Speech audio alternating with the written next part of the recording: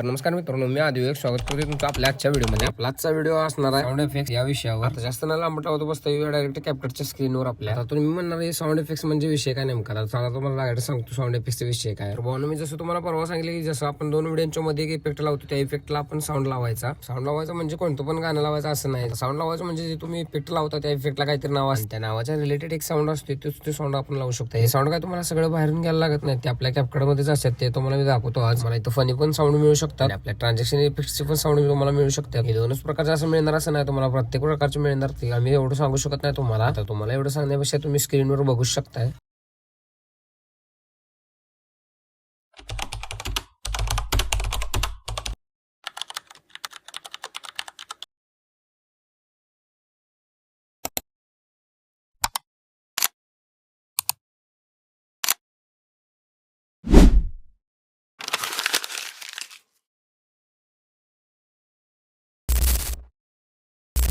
आता sound add केल्यानंतर एवढं सगळं झालं असं नाही. साऊंड ऍड केल्यानंतर तुम्हाला ऍडजस्ट करून व्यवस्थित ते परफेक्ट ठिकाणी लावायचं, म्हणजे तरच तुम्हाला मॅच होते.